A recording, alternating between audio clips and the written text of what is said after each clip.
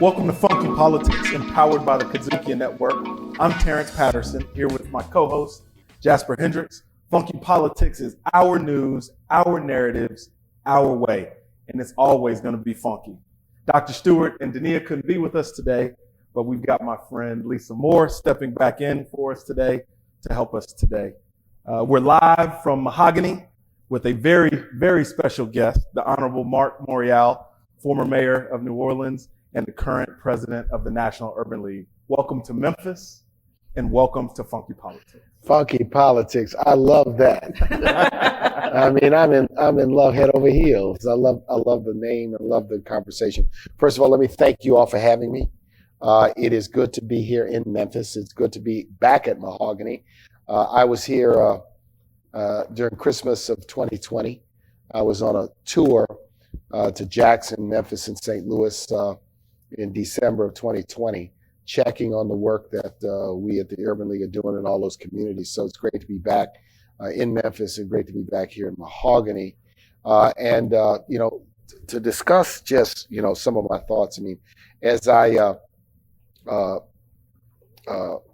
got ready to come here this afternoon and turn on the television, global news, international news is front and center with Vladimir Putin angrily pronouncing this afternoon or this morning that he believes that Ukraine should be part of Russia.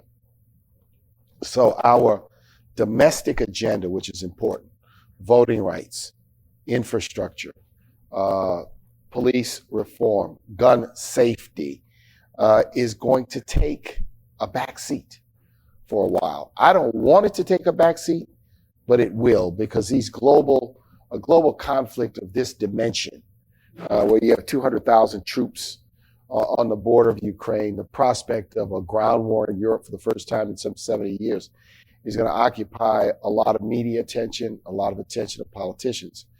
Nonetheless, one thing I want to just emphasize, and this afternoon I had an opportunity to participate in a luncheon sponsored by the Memphis Urban League with the county mayor, the superintendent of schools, and a number of other community leaders, is how important it is to recognize the real work goes on the ground, goes on in local communities. It's carried out by local elected officials, local business leaders, local labor leaders, local faith leaders. That's really where problems can be addressed, whether it is the achievement gap, whether it is economic opportunity and economic disparities. It is on the local level where politics is truly played. The late, great Tip O'Neill said all politics is local, and that remains a fact and a basic truth. And I think that while national news is going to occupy Ukraine and occupy Russia, as it should, because those are important issues, we can't lose focus of the work that has to be done, pivoting out of the pandemic of COVID. COVID is still with us. We hope it is easing. Pivoting beyond this moment of racial awakening of George Floyd, considering the backlash and the voter suppression and many of the things that are occurring. The work that has to be done is so important and so significant. And so great to be here on Funky Politics to chop it up and have a great conversation. Yeah. Out there. He dropped it on us. Changed my first question. Yeah. When you brought up Ukraine and you brought up the tension that's going on, globally, and just not too long ago, there was a lot of tension here in the United States because of politics, and then we entered into a pandemic. In your book, the Gumbo Coalition, do you see that, looking at those 10 leadership ideas, do you see a potential leader, someone who can be that leader of a Gumbo Coalition to bring everyone together at this time? I mean, I think that there are many Gumbo leaders, but they may be working as mayors and council members, and some may be working in the faith of the activist community. I mean, I think at the national level, we have particularly troubling politics. As I looked at this afternoon, I surmised that 18 months ago, we had a president of the United States who defended Vladimir Putin. And I say to myself, it is certainly much more reassuring, significantly more reassuring that we have Joe Biden in office to navigate with his experience and his knowledge and his expertise a difficult situation, right? I think whether some leader will emerge on a national level to in effect, let's say, execute a gumbo strategy it remains to be seen, because what I see in our national politics is I see forces out there that I've not seen before. My mother, who's 89, says and lived and was an activist in the 50s and 60s and 70s, says it is as bad or worse than it's been since those days. Here's a point. It seems that there's a segment, unfortunately, of our nation that wants to repeal the last 50 years. They want to repeal the gains in voting rights, in equity, in civil and human rights, this path that the country began to take post-World War II to a more open America, a difficult path to a more equitable America. And if you listen to the rhetoric and you put the pieces together, this is why this battle we're having in this country is so important, because we're now defining, in many respects, the next 100 years in terms of the decisions that we are making. And it is an environment now that is different than the past. We have social media. We have various outlets of information. It's easy for one to get their voice out there. It's also as easy for people to propagate lies, fabrications, and falsehoods. And what does that mean? That means that people have to be astute, educated, aware, to see through the fog of foolishness, to understand that there is a difference between truth and fake, a difference between, on many issues, the value proposition of what's right and wrong. And so, going into, you brought up in the beginning that the international crisis is going to sort of overshadow, any kind of domestic policy. When at this time we hear some people saying that the current administration isn't doing enough for Black people, or isn't doing enough for, number one, I guess student loan debt, voting rights. There's a long list, like you mentioned before. What would you have to say to those people? I say that we need to understand that the president is not an emperor. The president is not a king. The president is not a monarch. The president can't decree voting rights with the strike of a pen. The president can't wipe out student loan with the strike of a pen. It requires the cooperation and support of the United States Congress. Let's look at what we have seen. Voting rights and the two voting rights bills passed the House of Representatives on 2 occasions, but for the filibuster, would have passed the Senate. The Senate is the obstacle to the agenda of Black people right now.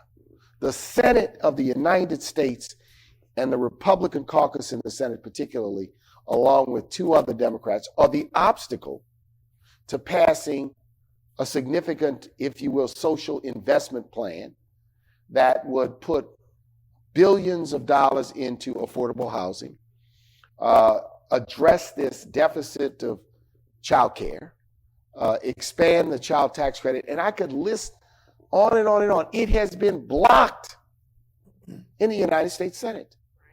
It has been blocked, voting rights, in the United States Senate.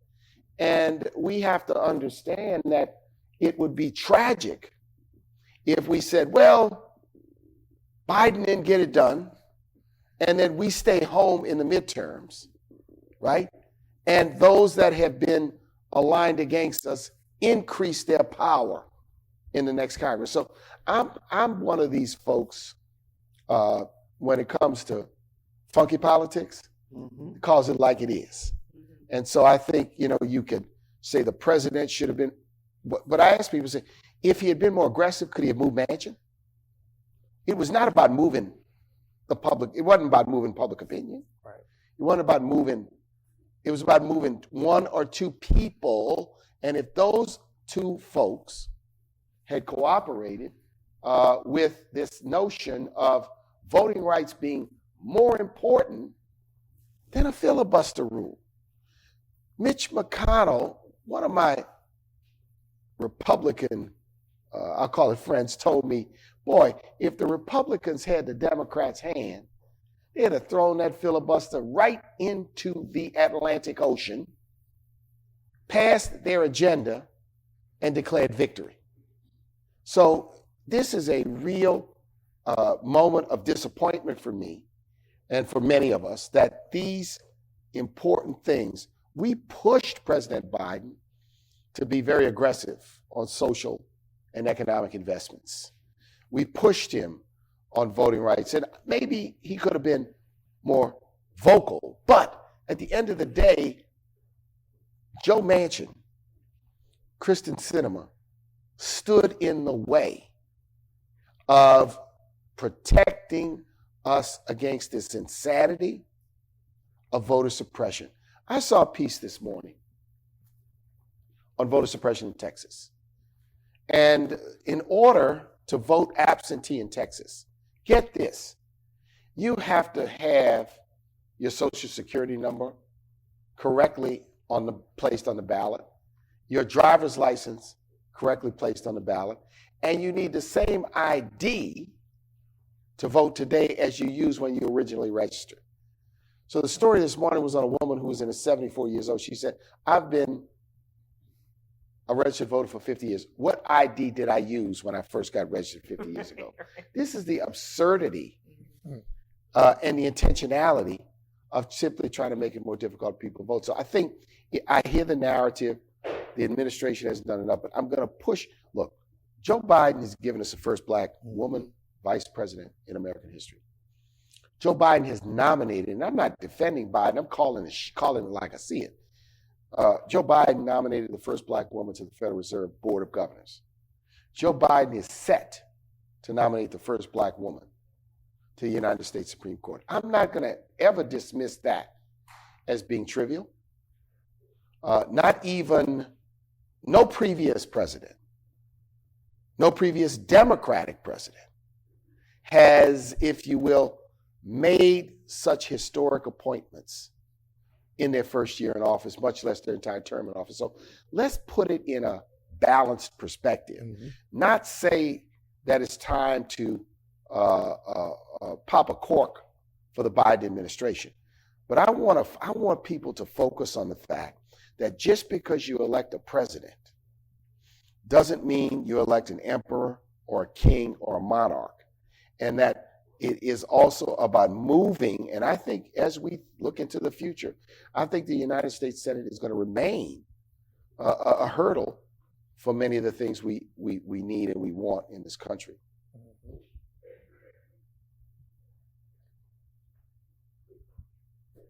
All right. So we have, before we go into commercial break, I think we have time for one more question. Well, I want to push, I guess, a little bit on the Biden administration. And so one of the big key points that people were really rallying around bringing him into office is that he had the experience in the Senate to be able to build a Gumbo Coalition. He could cross the aisle. He had experience and expertise in this.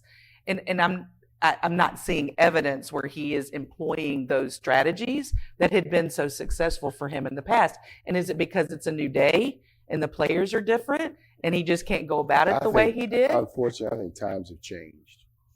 I think the way he may have experienced his leadership in the past, these are different times. They're just different times. Now, what is fascinating to me is that if you look at public opinion polling on voting rights and against voter suppression, it's in the 60s.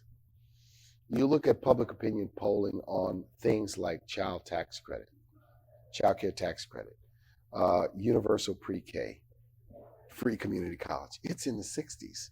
So what you have is this interesting thing where some politicians just out of touch because they're bowing to their political base rather than to the broad coalition of the American people. And I really believe you're right, but I think times have changed. I don't think anyone in this time period can easily, I think you'll see bipartisan compromises on second tier issues. I just think it's hard to achieve on first tier issues, particularly things that touch on racial justice, things that touch on economic opportunity, things that touch on the historically locked out and left out Americans. I just believe that we're witnessing something that we've not seen in the recent past. And on that note, we'll be right back after this quick commercial break. You're watching Funky Politics on the KUDZUKIAN Network. KUDZUKIAN.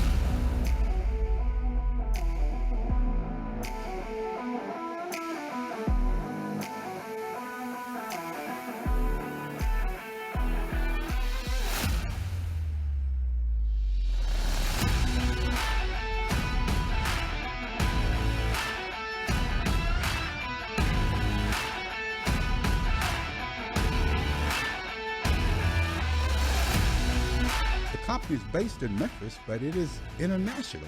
A new building, an expanded team, new equipment, a new studio, all inside of 7 years. The resources that we were able to utilize with KUDZUKIAN and their team has been incredible. And our partners at KUDZUKIAN has been a large part of our success. One, it's Black owned. So we get to tell our own stories in our own way. I'm so proud of the founder, Larry Robinson, and his entire family and all of the team here at KUDZUKIAN. We are so proud of their progress that they've made here in Memphis. With social media and the technology we have today, the world is listening.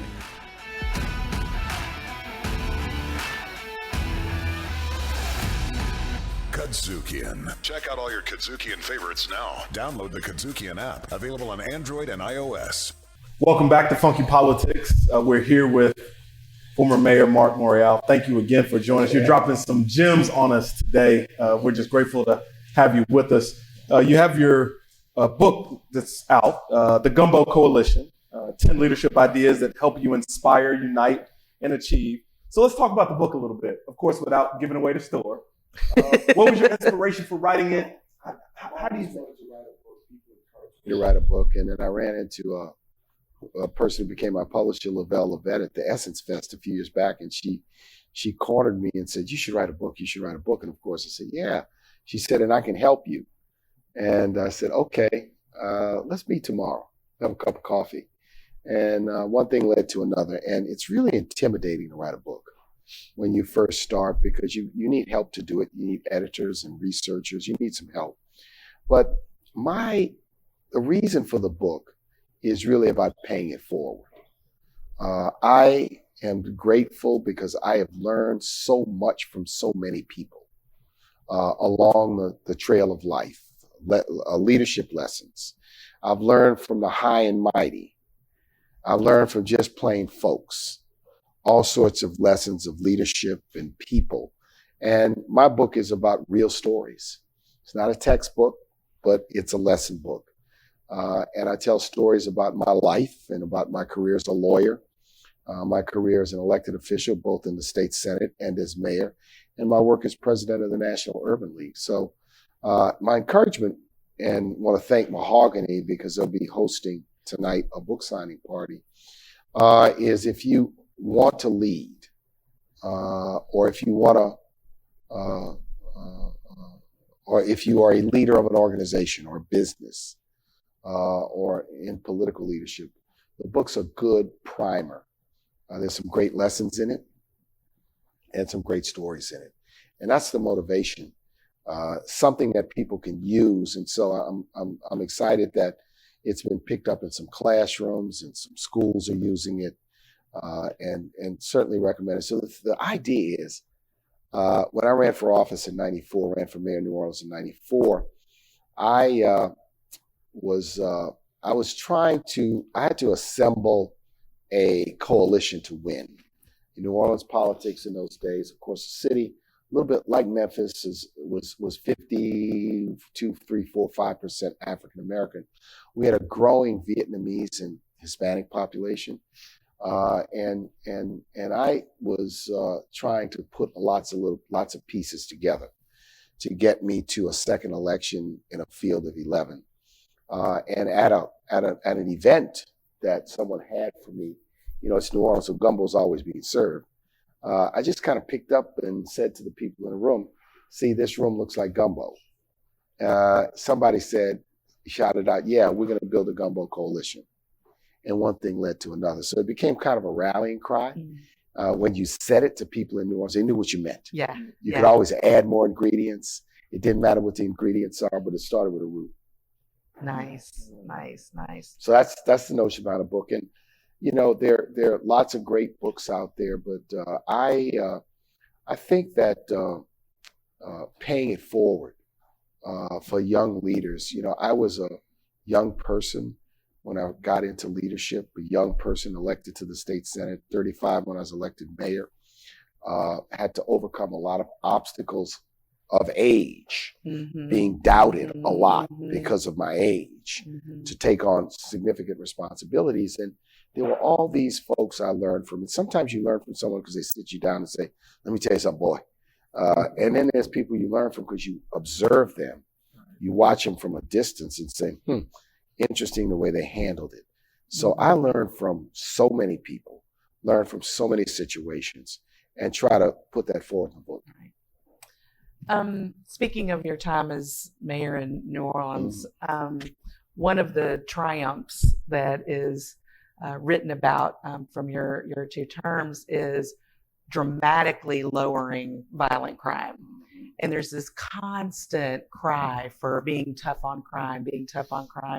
We were just talking about, voter suppression, and we've talked a lot about the importance of local politics, like you said. My father was a law professor and really talked about the power of the district attorney. Oh, yeah. And when we talk about maybe the most important local position that we really need to pay attention to, that usually kind of flies under the radar, is around the district attorney. So I'm just curious to hear from you. Let us learn from your leadership journey. How do you lower violent crime by 50%? It's not about being tough, it's about being smart. And what you have to do is simultaneously confront violent crime while simultaneously addressing root causes. So if you do one or the other, you will fail. So in my experience, we completely with Police Chief Pennington, sort of almost tore the New Orleans Police Department down to the foundation and rebuilt it. And we rebuilt it with a philosophy of community policing. We had in those days large public housing developments. Chief Pennington said, "We're going to open substations in the public housing developments, but I'm going to populate it with guys who work for me who grew up there. I want people who are not fearful or afraid or not knowledgeable. I want people who know the people in the community, so that the people are going to be our allies in preventing crime. And we're not going to worry about and focus on all kind of little things. We're going to worry about gun crimes, violent crimes, domestic assault, and those sorts of things." Number 2, we were going to simultaneously, and we did, I call it overinvest in youth. So we went out and put 5,000 young people to work during the summer. We went out and created a bevy of recreation programs for boys and girls. We created cultural programs, jazz camps, art camps. We were seeking to create an opportunity for every child or every young person between the age of really 7 and 19. And that's what we were trying to do. We were trying to create it by creating a movement to invest in young people. And I said to anyone who would listen, look, my philosophy is holistic approaches. Yeah, okay, you can't, and then we had to attack guns. I was the first mayor to sue the gun industry in 1998 because I recognized that you had what you have today, an underground network of gun sales. New York City, an example, they pulled 6,000 guns off the street in New York last year. 80% of them were purchased outside of New York. There's gun trafficking of immense proportion. It's easier to get a gun than it is to get a lollipop. Yes, it is. Or a box of Cracker Jacks. Mhm. It's that easy to get a gun. So we have to simultaneously do it, but we have to invest in our young people. We have to give them options and alternatives. We have to be aggressive about it. We have to invest money in it. We have to do it at scale. See, a lot of times there's a lot of programs, but they're not at scale. 75 people, 100 people. You take a city like Memphis, I bet there are probably 60, 70, 80, maybe 80,000 young people under the age of 18 in this city. I'm just guessing, right? Maybe It's more like 160,000. 160. It's more. So it's a significant number. So Yeah. think about the scale that you need to invest in those young people, to give them an opportunity. I'll tell you one story. I want to say this. I was in front of the board of the Arizona Republic newspaper a few years ago, and I was talking about early childhood education and why it ought to be a right, not a privilege, and everybody ought to have it. And I start having to answer questions about, well, why should the public invest in that and what the cost was. I said, let me pause. I said, how many of you guys have children? I said, put your hand up if you did not put your child in early childhood education and wrote a check to do it. I said, now, what am I saying? How can you sit here and tell me that, quote unquote, poor children shouldn't have it when your kids have it? And then you wonder why we have academic disparities at third grade? Because young people, so we have to invest. So the gun violence issue requires simultaneously doing things. And what I am concerned about now is that because the problem that you're going to have a repeat of the mistakes that were made during the war on drugs. Let's just go out and try to prosecute everybody. Let's just go out. And a lot of it is a lot of rhetoric. Right. That never gets translated into reality. Let's go out and lock them up and throw away the key. And let's arrest people for everything under the sun. And it didn't work then. Yeah. And it won't work. But you got to be smart. So you got to go after violent offense. Yeah. Violent crime. Well, I'm going to lobby for you to make that your next book. Okay. You help me write it. I will absolutely help you write it. and so, compacting all of, what we've discussed, like what, going forward, I think we have a bright future, ahead of us as a country, as a nation.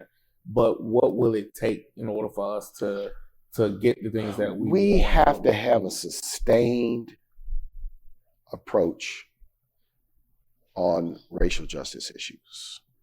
We have to have a sustained approach on addressing the wealth and income gaps that exist in this country. When you look at the progress of the last 60 years, and you look at where the progress has been the least, it's in the economic arena. Now, let me give you an analogy. So Black people economically are like a caboose on a train. Meaning if the train speeds up, the economy gets better. We're going to move faster, but we're still going to be still in the back.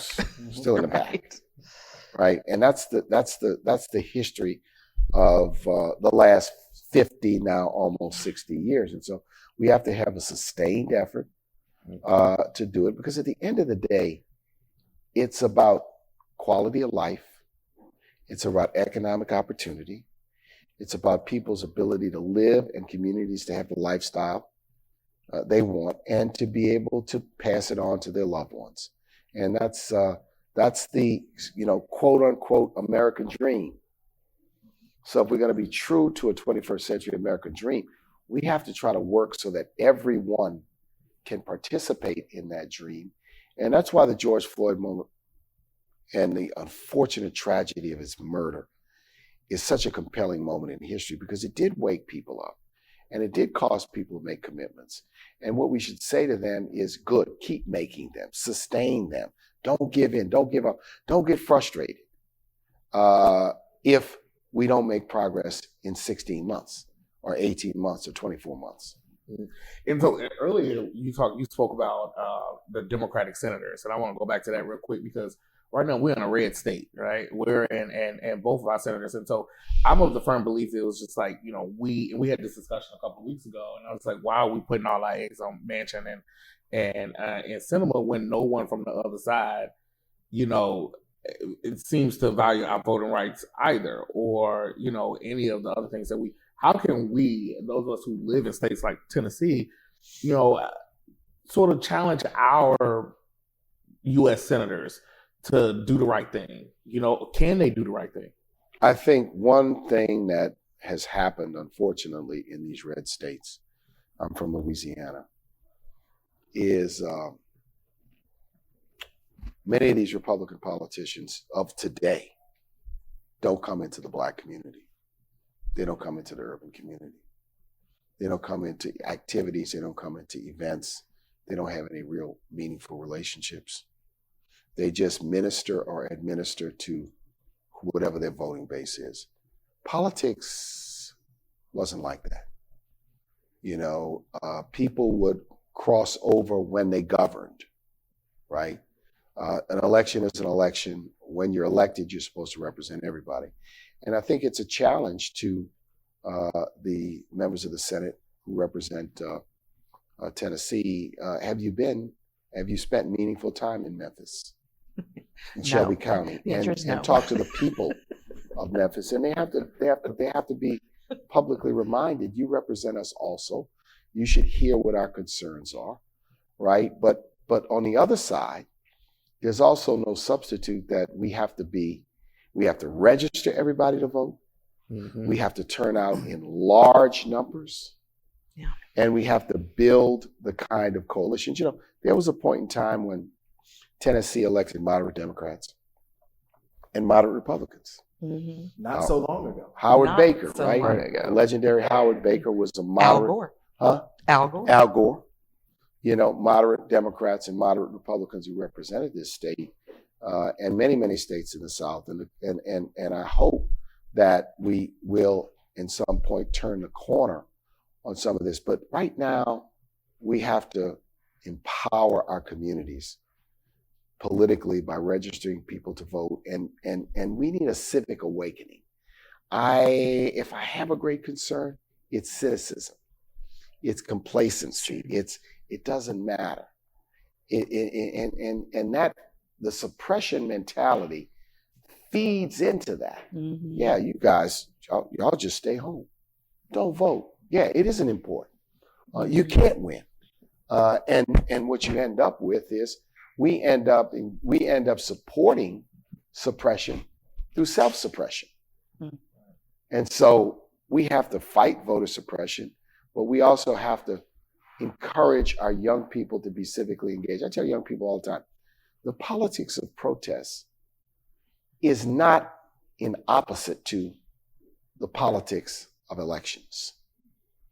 They go hand in hand. If you study King, even Malcolm X said, give us the ballot and we won't need the bullet. I mean, if you study the work of many of these leaders, they were protest leaders, but they were also very astute about the elected system and had many, many engagements with elected officials. So we have to see politics in a holistic way, right? Not in narrow tactical silos. Now, this is it. I mean, you are you are putting us right where we need to be. And just really grateful for you Thank you being for having with me. us. It's a great segue for making sure that folks check out your new book, The Gumbo Coalition. I know I got to get a copy. I got to get a copy signed. But thank you. Apparently there's Thanks a for having event me. tonight. That's right. Thank you for being with us. Thank you all for listening to Funky Politics live from Mahogany. For your friends that may have missed it, we'll be on Facebook. We'll also be on our YouTube channel at the KUDZUKIAN Network. And of course, for those of you who haven't already done so, make sure you follow us and share our content. Politics Funky on IG and at Funky Politics on Facebook. And also thank you to Vivi Yates and Carly McCullough at Mahogany. And again, our special guest, Mr. Morial. Thank you so much. Thanks for having me. Thank you all. And until we see you next time. Keep it funky. Keep it funky.